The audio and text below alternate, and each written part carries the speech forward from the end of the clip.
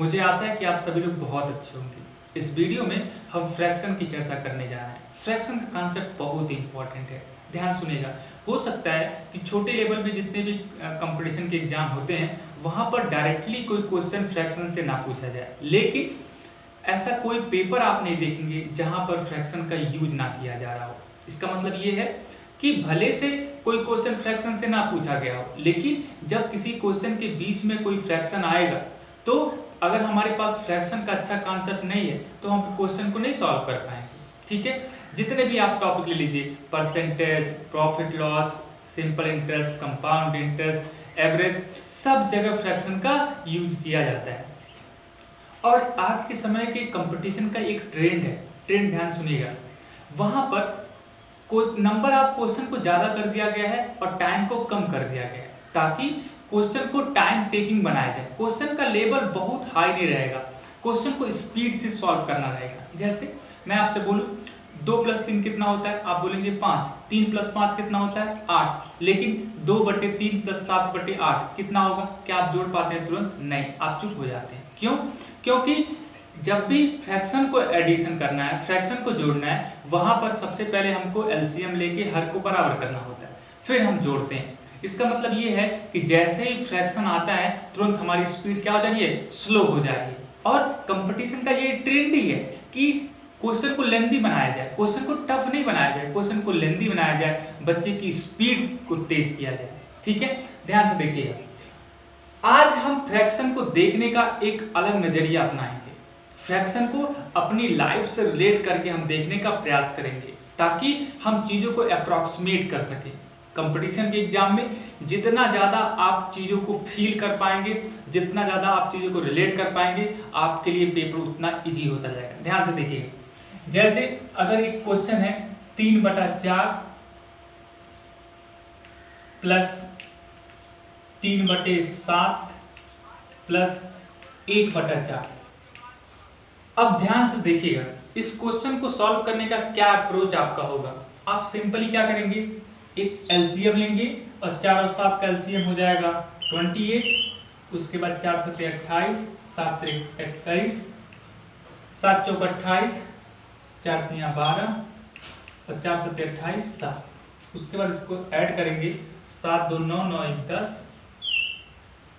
1 2 3 = 4/28। उसके बाद आप इसको काटेंगे, 20 बार जाएगा और यहाँ 14 बार जाएगा, फिर एक बार काटेंगे 10 बार जाएगा और 7, ये आ जाएगा 10/7। 10/7 को फिर उसके बाद आप भाग जब देंगे 10 में 7 का, तो ये जाएगा 1 बार और शेष बच जाएगा 3। उसके बाद आप आंसर लिखेंगे 1 सही 3/7, ये इसका आंसर। अब बिल्कुल सही आंसर। लेकिन कंपटीशन वाले बच्चे किस तरीके से सॉल्व करते हैं वो देखिएगा। कंपटीशन वाले बच्चे इस तरीके से सॉल्व करते हैं। अभी तक कन्वेंशनल मेथड से पूरी जगह हमने घेर लिया, अब कंपटीशन के लिए उतनी जगह नहीं चाहिए, थोड़ी सी जगह चाहिए। 3/4 + 1/4 हो गया 1, और 3/7 अलग है इसलिए वो हो गया। इस तरीके एक स्टेप और कर देता हूँ, +3/7 और मैं इसको लिख दूंगा 1 सही 3/7। ये है कंपटीशन का मेथड और ये हमारा कन्वेंशनल क्लास का मेथड। ये भी इंपॉर्टेंट है कॉन्सेप्ट को सीखने के लिए, लेकिन कंपटीशन में इतना टाइम नहीं होता है कि आप इतने स्टेप करें और लास्ट में आंसर ला रहे हैं 1 सही 3/7। आपको डायरेक्ट करना होता है, आपको देखना होता है कि 4 भाग है पूरा, उसमें से 3 भाग एक जगह है, 4 भाग का 1 भाग एक जगह है, दोनों को मैंने ऐड कर दिया, 3/4 + 1/4, पूरा भाग हो गया 1, तो 1 और 3/7 जैसे था लिख दिया, 1 + 3/7, 1 सही 3/7 आंसर। ये कंपटीशन का ट्रेंड है, ये आपको अपनाना पड़ेगा। अगर आप बहुत जबरदस्त जीवन में करना चाहते हैं, अगर आप भीड़ से अलग होना चाहते हैं, तो ये ट्रेंड आपको अपनाना पड़ेगा। ये कैसे आएगा? जब आप चीज़ों को फील करेंगे, जब आप चीज़ों को अपनी लाइफ से रिलेट कर पाएंगे, तब मेथड आपका ये आएगा। अगर आप किताब पढ़ेंगे, किताब को रटेंगे, तो ये मेथड सीखेंगे और ऐसे करेंगे और 100 क्वेश्चन कंपटीशन में आएंगे, वहाँ पे 40 क्वेश्चन करके आएंगे, आपको लगेगा पेपर बहुत अच्छा हुआ, सिलेक्शन नहीं। लेकिन अगर आप ये मेथड अपनाएंगे, आपका श्योर सिलेक्शन होगा। तो ये कब आएगा? जब आप चीज़ों को फील कर पाएंगे। तो आज के वीडियो में मैं आपको फ्रैक्शन का पूरा फील दिलाने वाला हूं, बस चीज़ों को ध्यान से देखने का प्रयास करें। जय।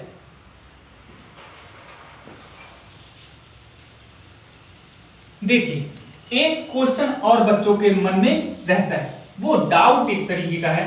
देखिएगा, ध्यान से देखिएगा, बहुत इंपॉर्टेंट है, बस चीजों को ध्यान से सुनने का प्रयास करिएगा। देखिए, मैं लिख रहा हूं 11/7 और इसको 11/7 को सॉल्व करना है, तो इसका एक ही मेथड है, 11/7। क्लियर है? ये 11/7 को सॉल्व करने का एक ही मेथड है, 11 में 7 से भाग दीजिए। या बहुत सारे लोग ये भी कहते हैं 11/7 का मतलब ये है 11 में 7 से भाग देना। बिल्कुल सही बात है, लेकिन एक चीज मेरे दिमाग में आता है और बच्चों के मन में ये डाउट आता है कि जब भिन्न का मतलब भाग होता है, जितनी भी भिन्न आती है उनको भाग ही करना है, उनको भाग से रिप्रेजेंट करना है, तो फिर भाग और भिन्न में अंतर क्या है? ध्यान से सोचिएगा फिर से, क्या बोला मैं भैया? जब सभी भिन्न को भाग के रूप में रिप्रेजेंट ही करना है, भाग को सॉल्व कर भिन्न को सॉल्व करने का और मेरे पास कोई उपाय नहीं है, इसका मतलब सभी भिन्न भाग के रूप में रिप्रेजेंट हो रही हैं, मतलब भाग और भिन्न एक जैसी हैं, तो फिर भाग और भिन्न में अंतर क्यों है? या तो केवल भाग रहता या तो केवल भिन्न रहता, फिर अलग अलग चीजें क्यों है? भाग और भिन्न अलग अलग चीज क्यों है? तो ध्यान सुनिएगा, सबसे पहले इसको कंफ्यूजन को दूर करने के लिए हमको ये समझना पड़ेगा कि आखिर में भाग क्यों आया। तो मैं आपको बताऊं, ध्यान सुनिएगा। जैसे मान लिया आप 4 भाई बहन हैं और आपके पिताजी 20 बिस्किट, एक पैकेट बिस्किट का लाए जिसमें 20 बिस्किट है। अब बताइए बिस्कुट को किस तरीके से बांटा जाएगा? मान लिया पापा आपको दे दिए, एक बिस्किट आपने एक भाई को दे दिया, दूसरा एक बिस्कुट और दूसरे भाई को, एक बिस्कुट और किसी को दे दिया, तीसरे भाई को, और बाकी जितना बचा वो आपने ले लिया और खा लिया। अब बताइए इसका रिजल्ट क्या होगा? इसका रिजल्ट होगा भयंकर युद्ध आपके घर में। क्या ये सही तरीका है बांटने का? नहीं, बिल्कुल नहीं। सही तरीका क्या है? बराबर बराबर बांटना। तो बराबर बराबर कैसे बटेगा ये कौन बताएगा? ये बताएगा भाग। इसका मतलब जब भी किसी सामान को बराबर बराबर भागों में बांटना है तो किसका इस्तेमाल करना पड़ेगा? भाग का। जैसे मान लिया आपके घर पे आपके मामा जी आए हैं, तो मामा जी आते हैं तो कुछ पैसा वैसा जाते समय देना पड़ता है, तो देते हैं। मान लिया आपके मामा जी दिए हैं 150 रुपये और आप हैं 3 लोग, तो बहुत बार मामा जी लोग क्या करते हैं, एक सबसे जो बड़ा रहता है उनको दे देते हैं, क्या कहते हैं? बांट लेना। तो फिर आप बताइए किस तरीके से बांटेंगे? आपने छोटे भाई को 10 रुपये दे दिया और दूसरे एक भाई को दे दिया 20 रुपये, बाकी पैसा आपने रख लिए। क्या ये सही मेथड है? नहीं। इसका रिजल्ट क्या होगा? भयंकर युद्ध। फिर से सही तरीका क्या है? भाग का इस्तेमाल करिए और बराबर बराबर बांटिए। तो बराबर बराबर, अब सोचिए अगर आपके पास भाग नहीं है, भाग आपको नहीं आता है, तो बताओ 150 रुपये है और 3 भाई हैं, कैसे बांटोगे? घंटा भर जोड़ोगे घटाओगे। लेकिन अगर आपके पास भाग है तो आप तुरंत करोगे, 150 रुपये मामा जी दे गए हैं और 3 लोग हैं तो 3 से भाग देंगे, 3 × 5 = 15 और 0 आया, 0 उतर गया। इसका मतलब एक लोग को 50 रुपये मिलेंगे। बात क्लियर है? तो इसका मतलब ये हुआ किसी सामान को बराबर बराबर हिस्सों में बांटना है तो हम भाग का इस्तेमाल करेंगे। इसका मतलब हमको ये चीज बिल्कुल क्लियर कट हो गया कि भाग क्यों आया, ये हमको पता चल गया। अब हमको एक चीज अगर पता चल जाए कि ये भिन्न क्यों आया तो फिर हमारा काम आसान हो जाएगा। ध्यान से देखिएगा।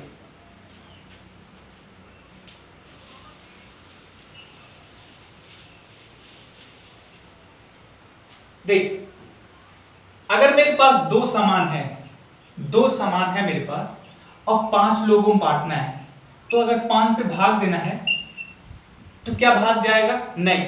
हालांकि दशमलव लगा के भाग ले जा सकते हैं, लेकिन वो बांटने का तरीका है क्या? नहीं। दशमलव आ गया 0.3 0.34 कुछ भी अगर आ गया तो क्या आप इस तरीके से बांट सकते हैं? क्या आप एक बिस्किट है, मैं बोलूं उस बिस्किट 0.34 भाग मुझे दे दो, आप कर सकते हैं क्या? नहीं। तो ये बांटने का मतलब ये होता है कोई सामान, कितने सामान है उसमें से बराबर बराबर सामान सबको बांट दो। ठीक है, ये तो दशमलव का कॉन्सेप्ट हम सीखेंगे बाद में। अभी बस हम ये सीखने वाले हैं कि कोई सामान है उसको बराबर भागों में बांटना है।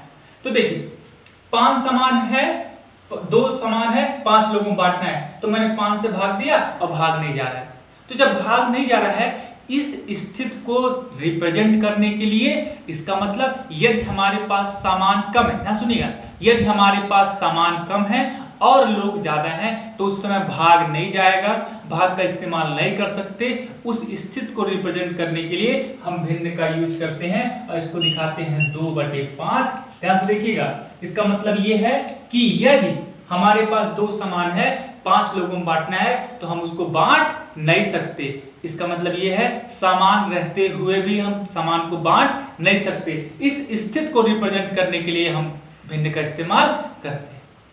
इसका मतलब यदि हमारे पास सामान कम है और लोग ज्यादा है, या हमारे पास एक से कम सामान है, एक से कम सामान है, एक से कम सामान है और लोग ज्यादा है, ये भी हम कह सकते हैं।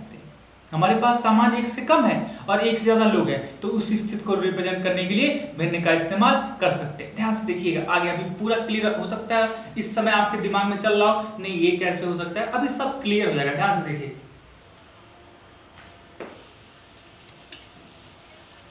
इस समय तक आपके दिमाग में बस दो चीजें चलनी चाहिए। पहला, क्लियर कट कॉन्सेप्ट भाग का आपके दिमाग में होना चाहिए कि किसी कोई सामान मेरे पास है, अगर उसको बराबर बराबर लोगों में बांटना है तो हम भाग का इस्तेमाल करेंगे। लेकिन यदि मेरे पास सामान कम है, लोग ज्यादा है, भाग नहीं जा पाएगा, उस स्थिति को रिप्रेजेंट करने के लिए भिन्न का इस्तेमाल किया जाता है। बात क्लियर है? फिर कुछ लोग सोचेंगे, ध्यान से देखिएगा, कुछ लोग सोचेंगे सर 11/5, सर ये भी तो भिन्न है। सही बात है, 11 सामान है, 5 लोगों में बांटना है, सर ये भी भिन्न है, तो फिर ये तो आपने कहा था कि हमेशा सामान कम होगा, लोग ज्यादा होंगे, तो सर ये भिन्न है कि नहीं? हाँ ये भिन्न है, लेकिन ये सही भिन्न नहीं है। हाँ, भिन्न को इसीलिए दो पार्ट में डिवाइड किया गया है, proper fraction, improper fraction. Proper fraction मतलब उचित भिन्न, सही भिन्न। इम्प्रॉपर फ्रैक्शन मतलब उचित भिन्न नहीं है, उचित भिन्न नहीं है। उचित भिन्न नहीं है, इसका क्या मतलब है? मतलब उसको भिन्न के रूप में लिखना सही नहीं है, लेकिन क्योंकि हम इस तरीके से 11/5 को लिखते हैं इसलिए इसको रिप्रेजेंट करना पड़ रहा है, लेकिन ये उचित भिन्न नहीं है। उचित क्या ये गलत भिन्न है? नहीं, गलत भिन्न नहीं है, लेकिन उचित भिन्न भी नहीं है। गलत और उचित भिन्न नहीं है, इसका क्या मतलब है? कोई चीज उचित नहीं है, कोई चीज गलत भी नहीं है। ध्यान से देखिए, इसका अंतर समझिएगा। जैसे मेरे से कोई पूछे कि आपके पास कितने रुपए हैं, मैं उससे बोल रहा हूं 200 - 100 + 100। मेरे पास जेब में 200 रुपए हैं और मैं बता कैसे रहा हूं 200 - 100 + 100। क्या ये बताना गलत है? नहीं, गलत नहीं है। क्या ये उचित है? नहीं, उचित नहीं है। उचित और गलत में अंतर समझिएगा।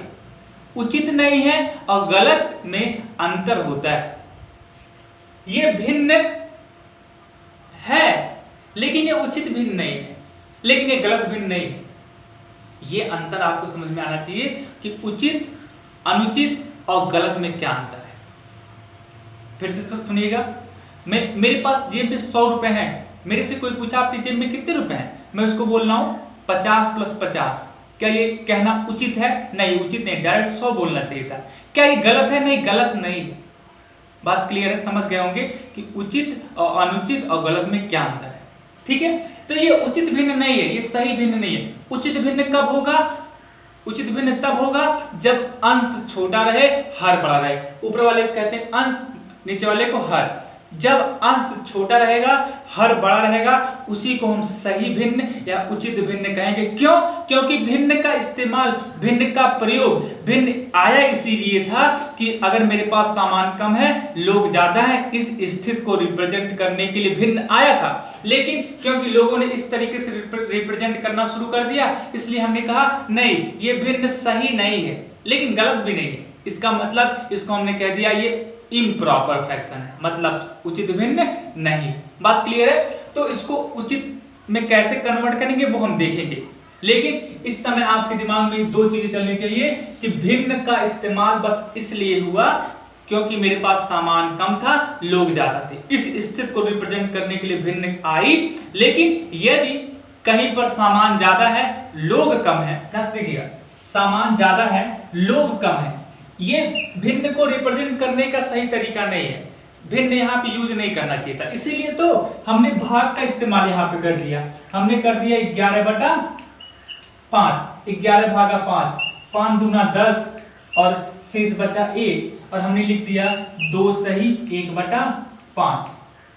अब देखिएगा, ध्यान से देखिएगा, तो ये अब ये प्रॉपर फ्रैक्शन में कन्वर्ट हो गया, ये प्रॉपर फ्रैक्शन में कन्वर्ट हो गया। ध्यान से देखिए, भिन्न को देखिएगा, हालांकि ये इसको कहते हैं मिश्रित भिन्न, लेकिन मैं अगर केवल भिन्न की बात करूं, क्या ये उचित भिन्न बन गया? 1/5, अंश कम हो गया, हर ज्यादा हो गया, सामान कम हो गए, लोग ज्यादा हो गए। बताइए क्या यही स्थिति सही स्थिति है भिन्न को रिप्रेजेंट करने का? हाँ, यही स्थिति है। ये सही स्थिति नहीं था, इसीलिए तो हमने इसको भाग देकर अभी भाग जा सकता था। 11 समान है, ध्यान सुनिएगा, 11 समान है, 5 लोगों में बांटना है, क्या हम बांट सकते हैं? हम बिल्कुल बांट सकते हैं। मेरे पास 11 सामान है, 5 लोगों को बांटना है, हम बिल्कुल बांट सकते हैं। और जब बांट सकते हैं सामान को तो भाग का इस्तेमाल करिए, इसलिए हमने भाग का इस्तेमाल किया। लेकिन एक सामान बच गया और 5 लोग हैं, क्या हम बांट सकते हैं? नहीं, इसीलिए हमने 1/5 लिख दिया, भिन्न के रूप में रिप्रेजेंट कर दिया। चीजों को रिलेट करने की कोशिश करिएगा, ध्यान से फिर सुनिएगा। 11 सामान था, ध्यान से देखिएगा, 11 सामान था, 5 लोगों में हमें बांटना था, क्या ये भिन्न के रूप में रिप्रेजेंट करना सही था? नहीं, इसीलिए हम इसको कह दिए इम्प्रॉपर फ्रैक्शन। क्या कह दिए? इम्प्रॉपर फ्रैक्शन, मतलब सही भिन्न नहीं है, सही भिन्न नहीं है। क्या होना चाहिए था? भाग का इस्तेमाल होना चाहिए था, तो हमने भाग का इस्तेमाल किया। और भाग का जब इस्तेमाल किया तो हमने देखा कि 2-2 सामान तो पूरा पूरा मिल जा रहा है सबको, लेकिन एक सामान बच जा रहा है, तो एक सामान अब तो नहीं बच सकता है, अब सामान कम हो गए, लोग ज्यादा हो गए, तो हमने लिख दिया 1/5। 2 क्यों आया? 2 ये रिप्रेजेंट कर रहा है 2 सही, मतलब 2 पूरा पूरा बट गया है, 1 बचा है। तो भिन्न को अगर हम केवल फोकस करें तो अब ये प्रॉपर फ्रैक्शन बन गया, 1/5 प्रॉपर फ्रैक्शन है। बात क्लियर है? तो आप पूरा अब चीजें क्लियर आपको हुई होंगी कि आखिर में भिन्न और भाग में अंतर क्या है, और उचित, अनुचित और गलत में अंतर क्या है।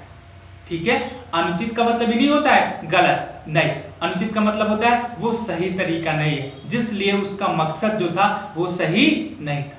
इसका मतलब 11/5 भिन्न के रूप में प्रदर्शित करना सही नहीं है, लेकिन गलत भी नहीं है, लेकिन गलत क्योंकि अंश बटा हर के रूप में है, इसलिए गलत भी नहीं है। लेकिन इस भिन्न को हम सही भिन्न में कन्वर्ट कर सकते हैं, अनुचित भिन्न को उचित भिन्न में या इम्प्रॉपर फ्रैक्शन को प्रॉपर फ्रैक्शन में कन्वर्ट कर सकते हैं। बात क्लियर है? ठीक, यहां तक आपने समझा।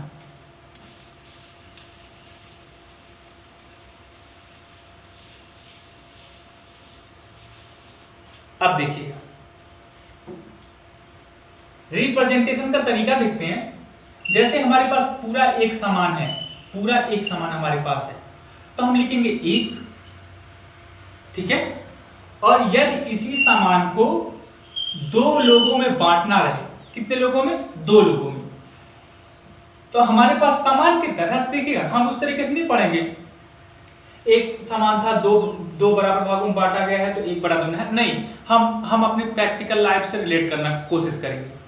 सामान कितना है? एक ही, अभी भी एक ही सामान है, लेकिन कितने लोगों में बांटना है? 2, तो एक हिस्सा एक आदमी मिला, दूसरा हिस्सा दूसरे आदमी मिला, तो 1/2 रिप्रेजेंट कर रहा है। ये जो हिस्सा है ये वाला, ये कितने को रिप्रेजेंट कर रहा है? 1/2।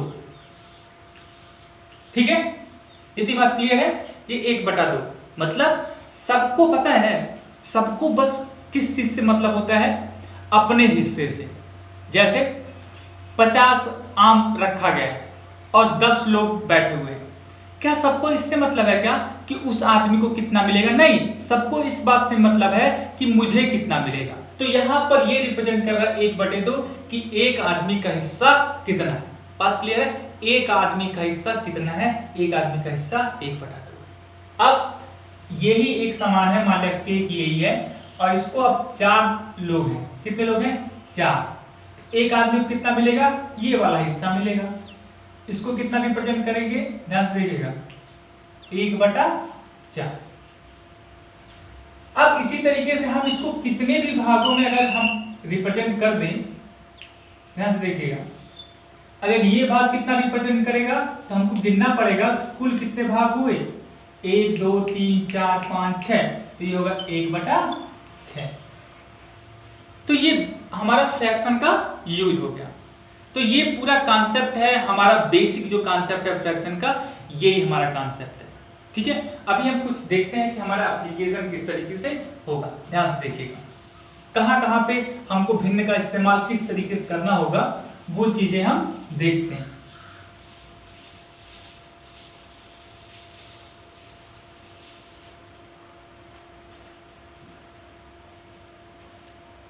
तो एक बेसिक क्वेश्चन छोटे लेवल में ये पूछा जाता है कि आप इम्प्रॉपर कोई भी जैसे भिन्न दिया गया है, लिखा गया है 31/35, बताओ ये प्रॉपर फ्रैक्शन है कि इम्प्रॉपर फ्रैक्शन है। तो आप देखो, अगर अंश छोटा है और हर बड़ा है तो ये प्रॉपर फ्रैक्शन है। तो ये कौन सा फ्रैक्शन है? इसको कहते हैं हम लोग प्रॉपर फ्रैक्शन या उचित भिन्न। ठीक है, और अगर लिखा गया है 35/31, ये कौन से भिन्न है? ये है इम्प्रॉपर फ्रैक्शन। कौन सा फ्रैक्शन? इम्प्रॉपर।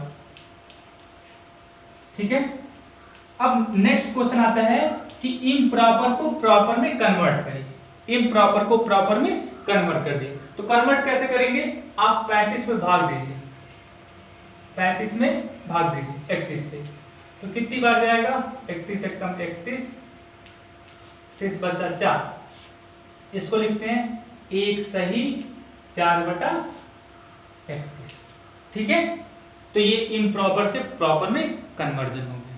यहां तक क्लियर है? ठीक, आगे देखते हैं। एक ये पहला टाइप हो गया क्वेश्चन का कि इस तरीके से क्वेश्चन पूछे जा सकते हैं। नेक्स्ट देखिए, नेक्स्ट एक फ्रैक्शन का बहुत इंपॉर्टेंट कॉन्सेप्ट है, ध्यान से देखिएगा। जैसे लिखा गया है 3/4, ये बहुत ध्यान से देखिएगा, इसमें बहुत सारे बच्चे हमेशा कंफ्यूज रहते हैं। 3/4 कहीं लिखा गया है तो 3 को हम ऊपर जो लिखा गया इसको हम कहते हैं अंश, जिसको कहते हैं न्यूमरेटर, और ये हमारा डिनोमिनेटर जिसको हम कहते हैं हर। ठीक है, तो अंश और हर पहचानने में किसी कोई दिक्कत नहीं होती। अब हम एक कॉन्सेप्ट पढ़ने वाले हैं जिसको कहते हैं भिन्नों का भिन्न। ये बहुत इंपॉर्टेंट कॉन्सेप्ट है। जैसे अगर मेरे पास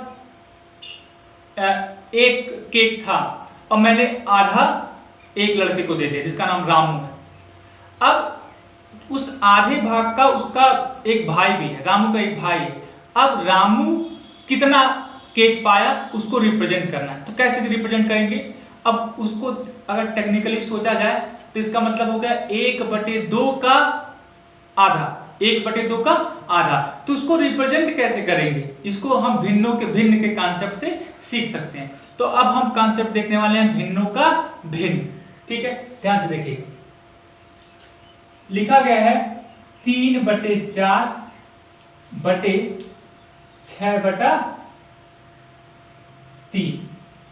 6/3। ध्यान से देखिएगा, इसको कहते हैं भिन्नों का भिन्न। यहां पर इसको कहते हैं बटे का चिन्ह। ये जो है ये बटे का चिन्ह है, ये भी बटे का चिन्ह है, ये भी बटे का चिन्ह है। लेकिन यहां पर कुल 3 बटे का चिन्ह आ रहा है, लेकिन 2 बटे का चिन्ह एक तरह से है, एक थोड़ा सा अलग है। उसको आप यहां पर देखने की कोशिश करिएगा। ये देखिए, ये छोटा बटे का चिन्ह है और ये बड़े बटे का चिन्ह है। ये छोटा है, यहां पर कोई कंफ्यूजन नहीं होगा, लेकिन आगे चल के आपको कंफ्यूजन हो सकता है, इसलिए यहीं पर क्लियर करने की कोशिश करिएगा कि 2 भिन्नों के बीच में, ध्यान सुनिएगा, 2 भिन्नों के बीच में जो बटे का चिन्ह होता है वो बड़ा होता है, और एक भिन्न के बीच में जो बटे का चिन्ह लगता है वो छोटा होता है। 3/4 के बीच में जो बटे का चिन्ह लगा हुआ है और 3/4 और 6/3 के बीच में जो बटे का चिन्ह लिखा गया है उसमें अंतर है। ये जो बटे का चिन्ह है ये 2 भिन्नों के बीच में लगा है, और ये जो बटे का चिन्ह है वो एक भिन्न के बीच में लगा है। यहां तक बात क्लियर है? ठीक है, अब इसको हल कैसे करते हैं? इसको हल करने का तरीका है, ऊपर वाली भिन्न जैसे है वैसे लिख दीजिए, लिख दिया। नीचे वाली भिन्न को गुणा करके पलट दीजिए, उसके बाद अंश का अंश में गुणा और हर का हर में गुणा कर दीजिए, आपका आंसर हो गया। ठीक है, बात क्लियर है? ठीक है, आगे देखिएगा। देखिए, किसी भी भिन्न का अगर हर नहीं दिया गया ना, ऐसी कोई भिन्न नहीं लिखी जा सकती जिसका अंश ना हो, लेकिन ऐसी भिन्न लिखी जा सकती है जिसका हर नहीं दिया गया है। तो किसी भी भिन्न का हर अगर नहीं दिया गया है तो हम 1 मानते हैं। ध्यान से देखिएगा, लिखा गया है 3, तो मैं इसको लिख सकता हूं 3/1। लेकिन सर 3/1 ही क्यों लिखते हैं सर? 3/2 लिख दीजिए, 3/0 लिख दीजिए सर, 1 ही क्यों लिखते हैं? ध्यान से देखिएगा, आप ये एक बात समझे क्या कि जो बटे है हम उसको भाग के रूप में अगर रिप्रेजेंट करते हैं तो वो क्लियर कट एक आइडिया देता है। 3/1 का मतलब क्या है? 3 समान है, 1 लोगों में बांटना है। फिर से सर बोलिए तो, 3 समान है, 1 लोगों में बांटना है। क्या ये कहना जरूरी है क्या कि मेरे पास 3 रुपए हैं और इसको 1 लोगों में बांटा गया है? नहीं, ये कहना जरूरी नहीं है कि 1 लोगों में बांटा गया है। ये अंडरस्टैंडिंग है, पहले से ही समझा जा सकता है कि 3 रुपया है तो ये केवल मेरा रुपया है, किसी को बांटा नहीं गया। फिर से सुनिएगा, मेरे पास 3 रुपए हैं, या तो ये कहिए कि 3 रुपया है, 1 लोगों में बांटा गया है, या 3 रुपया मेरा है, दोनों एक ही बात है। इसलिए इसको भिन्न के रूप में रिप्रेजेंट जरूरत के अनुसार किया जा सकता है, ये कहा जा सकता है। क्या ये कहना गलत है? नहीं, लेकिन कहना उचित नहीं है कि 3 रुपए हैं, 1 लोगों में बांटा गया है। लेकिन अगर जरूरत पड़ी तो हम इसको रिप्रेजेंट कर सकते हैं। इसीलिए कहीं पर लिखा गया है 6, तो हम 6/1 भी लिख सकते हैं, उसमें मुझे कोई दिक्कत नहीं है। 6/1 का मतलब यही है कि 6 समान है, 1 लोगों में बांटा गया है। लेकिन क्या 6/2, 6 को हम 6/2 लिख सकते हैं क्या? बिल्कुल नहीं, गलत है। क्या मेरे पास 6 रुपए है, इसका मतलब ये है क्या कि 2 लोगों में बांटना है 6 रुपए? नहीं, गलत है। बात क्लियर है? ठीक है। लेकिन सर 0 लिखने में क्या दिक्कत है? 0 का क्या मतलब? ध्यान से देखिएगा, 0 क्यों लिखते हैं? लिखा गया है 3 और इसको 3/0, इसका क्या मतलब है? 3 रुपए है, 0 लोगों में बांटना है। इसका क्या मतलब हुआ? इसका मतलब ये है 3 रुपए हैं और उसको किसी में नहीं बांटना है। 0 लोगों में बांटना मतलब किसी को नहीं बांटना है। इसका क्या मतलब है कि किसी अगर 3 रुपए हैं, वो किसी न किसी का तो पैसा होगा ना, कम से कम एक व्यक्ति का तो पैसा वो होगा ना। ऐसा हो सकता है क्या वो किसी का पैसा ना हो? बात समझ में आई? तो इसका मतलब 3 को हम 3/1 ही लिख सकते हैं। जरूरी नहीं है कि किसी एग्जाम से में आपसे पूछा जाएगा, लेकिन जब आप ऐसी चीजों को जानते हैं तो आपका कॉन्फिडेंस बढ़ता है। बात क्लियर है? ठीक है, तो ये बात समझ गए। अब देखिएगा, लिखा गया है 3/4/6। इसको कैसे सॉल्व करेंगे? अब वही बटे का चिन्ह आपको देखना पड़ेगा। किस तरीके का? ये देखिए, ये बड़े बटे का चिन्ह है, ये छोटे बटे का चिन्ह है। बड़े बटे का चिन्ह ये दिखाता है कि बड़े बटे के ऊपर एक अलग भिन्न है, बड़े बटे के नीचे एक अलग भिन्न है। बात क्लियर है? बड़े बटे के ऊपर एक अलग भिन्न है। लेकिन कुछ लोग कंफ्यूजन होते हैं, सर 3 तो भिन्न नहीं है, सर 3/4 ले लें और 6/1 ले लें। नहीं, ये बड़े बटे दिखा रहा है कि बड़े बटे के ऊपर एक भिन्न है। तो 3 का अंश केवल दिया गया है, हर नहीं दिया गया है, तो 3/1 लिख देंगे और नीचे लिख देंगे 4/6। ये बहुत इंपॉर्टेंट चीज है, जिसमें बहुत सारे बच्चे कंफ्यूज होते हैं। ध्यान से देखिएगा, इसको उसका कैसे हल करेंगे? ऊपर वाले भिन्न जैसे लिख दीजिए, नीचे वाले भिन्न को पलट दीजिए। क्या हो जाएगा? 6×3 18/4। बोलिए, सही बात है? ठीक। अभी देखिए, मैं एक ऐसी भिन्न लिखता हूं, मैं 2 भिन्न लिखता हूं एक ही तरह, जिसमें सभी अंक समान है, लेकिन दोनों का आंसर अलग अलग होगा। ध्यान से देखिए क्या मतलब है इसका। मैं 2 भिन्न लिखूंगा, लेकिन दोनों में अंक समान नहीं होंगे, लेकिन दोनों का आंसर अलग अलग होगा। ऐसा क्यों होता है वो ध्यान से देखने की कोशिश करिए और समझने की कोशिश करिए।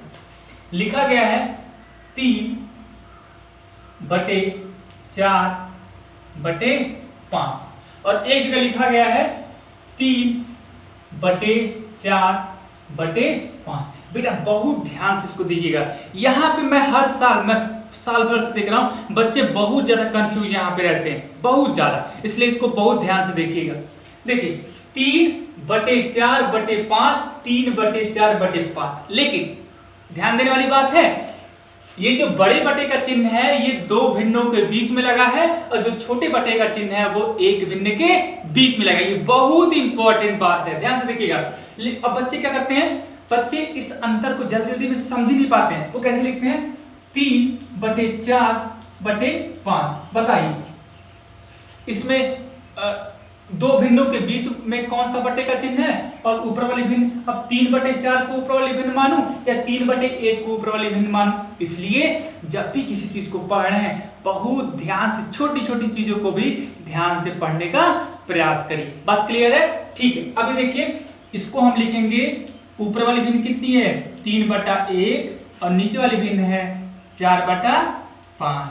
बात क्लियर है? यहां पर देखिएगा, इसको मिटा देता हूं, या इसको क्या लिखेंगे 3/4 ऊपर वाली भिन्न और नीचे वाली भिन्न कितनी है 5/1। समझ गए? अब इस पे सॉल्व करेंगे, ऊपर वाले भिन्न को हम लिख देंगे 3/1 और नीचे वाली भिन्न को पलट देंगे। ठीक है, ये हो जाएगा 5×3=15 और बटे 4, और ये कितना हो जाएगा, ये हो जाएगा 3/4 और नीचे वाली भिन्न को पलटेंगे तो हो जाएगा 1/5, ऊपर वाली भिन्न हो जाएगी 3/20। ध्यान से देखिएगा, 3/4/5, 3/4/5, इसका आंसर आया 15/4 और इसका आंसर आया 3/20। ये है गणित का मेन उद्देश्य कि केवल चिन्हों से अंतर हो जा रहा है, केवल चिन्हों से अंतर हो जा रहा है, और बटे के चिन्ह वही बटे का चिन्ह था, लेकिन ये छोटा है ये बड़ा है। बात क्लियर है? ये है गणित में इंटरेस्ट। अगर आप इस तरीके से चीजों को पढ़ेंगे तो फिर आपका इंटरेस्ट बनेगा। बात क्लियर है? ठीक, आगे देखिएगा, कुछ चीजें और देखते हैं।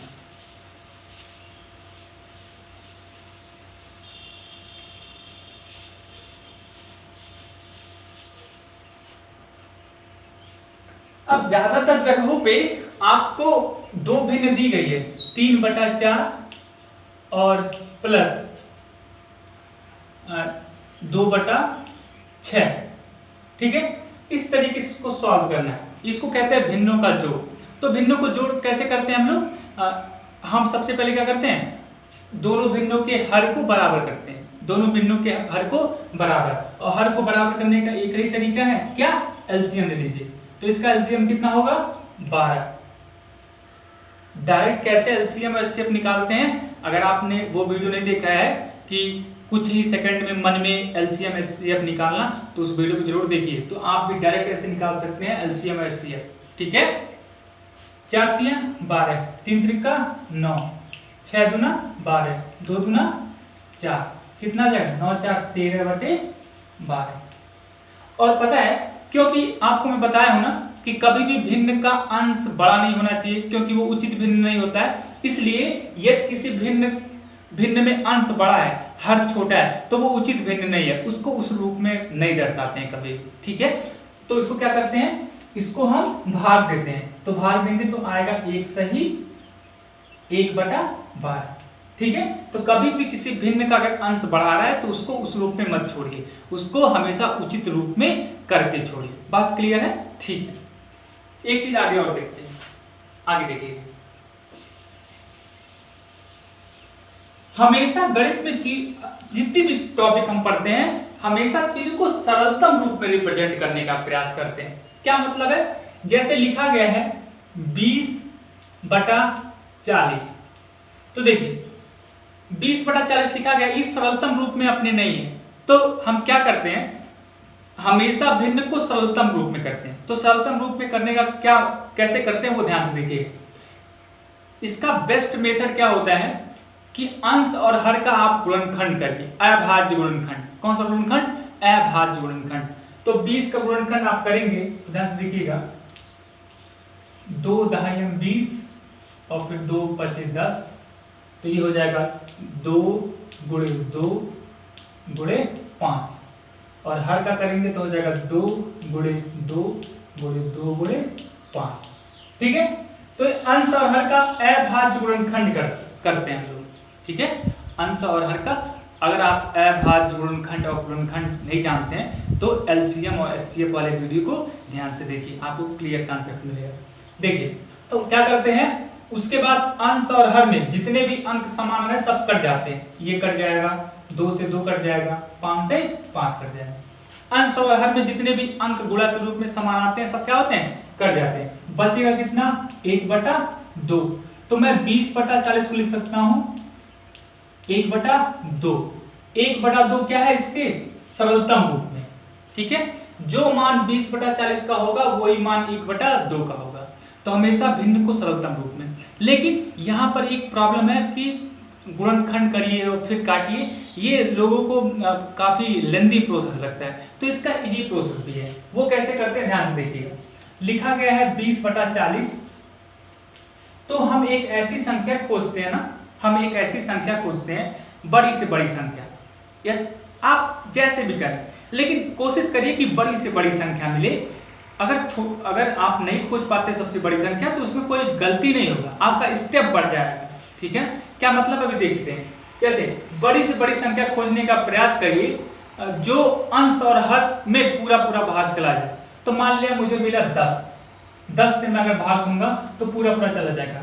10 दूना 20 और 10 चौका 40, तो कितना आ गया 2/4। अब देखिए क्या अभी भी कर सकता है क्या, हाँ 2 1 कम 2, 2 दूना 4, तो आ गया 1/2। फिर भी देखिए 1/2 आ गया। तो क्या करना है, अंश और हर ऐसी संख्या खोजनी है अंश और हर में भाग पूरा चला जाए, तो फिर हम भाग दे देते हैं। ठीक है, लेकिन क्या मतलब है कि बड़ी से बड़ी संख्या, और अगर बड़ी से बड़ी संख्या नहीं अगर आप खोज पाए, गलती से छोटी संख्या मिल गई आपको, आप नहीं बड़ी संख्या खोज पाए, तो कोई प्रॉब्लम नहीं होने वाला है, आपका स्टेप बढ़ जाएगा। क्या मतलब ध्यान से देखिएगा। जैसे लिखा गया है 16/20, तो ऐसी कौन सी बड़ी से बड़ी संख्या है जिसमें 16 और 20 से भाग चला जाएगा, वो है 4। 4 चौके 16, 4 पच्चे 20। लेकिन मान लिया आपके दिमाग में 4 नहीं आया, आप 2 ही आपके दिमाग में आया, तो कोई दिक्कत नहीं है। 2/16 और 2 दाहिने 20, कितना आया 8/10। क्या अभी भी भाग जा सकता है क्या, हाँ 2 चौके 8 और 2 पचे 10, कितना आ गया 4/5 आंसर आ गया। अब देखिएगा 16/20 है, लेकिन अगर आप सबसे बड़ी संख्या खोज लिए ना तो आपको क्या फायदा होगा, 4 चौके 16, 4 पचे 20, आंसर कितना आ गया 4/5। अंतर समझने की कोशिश करिएगा। ठीक है, अंतर ये है कि जब आप बड़ी से बड़ी संख्या खोजने में सफल रहेंगे ना तो स्टेप कम हो जाएंगे। यहाँ पे आपको 2 बार काटना पड़ा, यहाँ पे आपका एक ही बार काटने से काम चल गया। इसका मतलब जब हम बड़ी से बड़ी संख्या खोजने का प्रयास करते हैं और हम सफल होते हैं तो स्टेप कम हो जाते हैं। लेकिन डरने की बात नहीं है कि अगर गलती से हो सकता है इससे बड़ी संख्या कोई हो जिससे कट जाए तो मेरा क्वेश्चन गलत हो गया, ऐसी बात नहीं है। अगर छोटी संख्या से भी अगर आप काट रहे हैं तो आपका स्टेप बढ़ जाएगा, लेकिन क्वेश्चन गलत नहीं होगा। बात क्लियर है, तो ये सरलतम रूप का मतलब हुआ। ठीक है, अब देखिए जिस तरीके से हम एलसीएम लेके संख्याओं को जोड़ते हैं उसी प्रकार से हम संख्याओं को घटाते भी हैं। गुणा का देखिए फॉर्म, देखिए गुणा का रूप क्या है, बहुत आसान है। जैसे लिखा गया है 2/3 और गुणे 4/5। तो अंश का अंश में गुणा कर देते हैं 4 दूना 8 और हर का हर में गुणा कर देते हैं। ठीक है, लेकिन यहां पर भी एक बहुत अच्छा ट्रिक है। यहां पे हम अपने काम को आसान करने के लिए हम एक ट्रिक सीखते हैं। ध्यान से देखिएगा क्या मतलब है।